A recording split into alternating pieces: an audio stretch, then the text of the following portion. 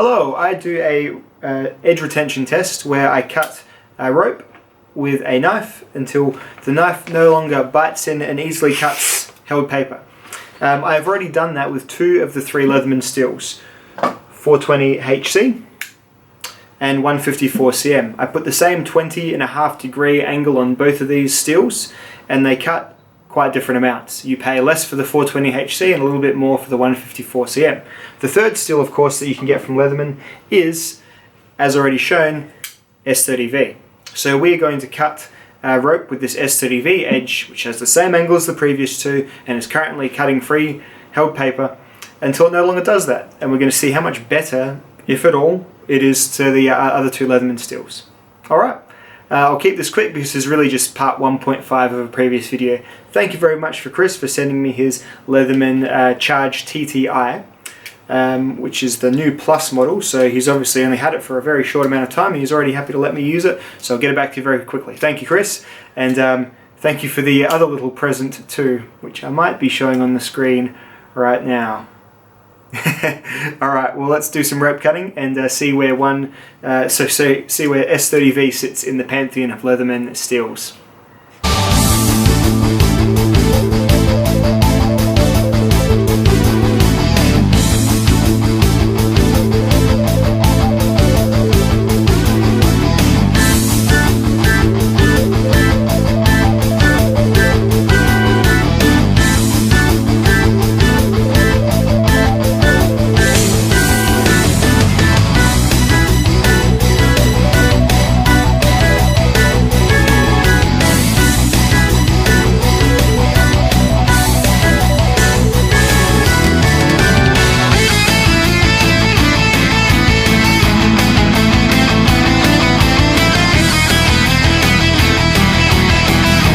That's an interesting result. It's only a moderate boost here, going from the 154 cm, which I think stopped at 150, to the 185 cuts that this just did.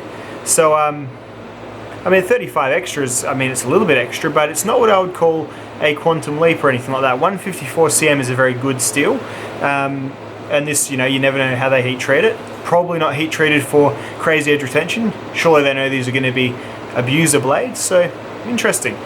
So 185 for the Leatherman and S30V in terms of how much rope it'll cut before it no longer slices paper. As I always say, this is just three individual Leathermans. It's really all within my power without creating an industrial sized effort to be able to test. But it's something, it's a data point. The usual disclaimers will follow. So there we go. So no need to shit ourselves just yet. If yours seems to hold a whole lot longer than say if you have the two Leathermans and yours seems to hold a whole lot longer, then it probably does and it's all good. But anyway, according to these three, 35 extra cuts on the Leatherman S30V, which is still very much in the realms of what S30V will do. I think with a work sharp edge, previous S30Vs have done 175, 180-ish, so it's all within the same ballpark, so I'm not too surprised. But yeah, I think what is the main takeaway is how good the 154 cm is, rather than anything, because that's such a jump from the 420 HC.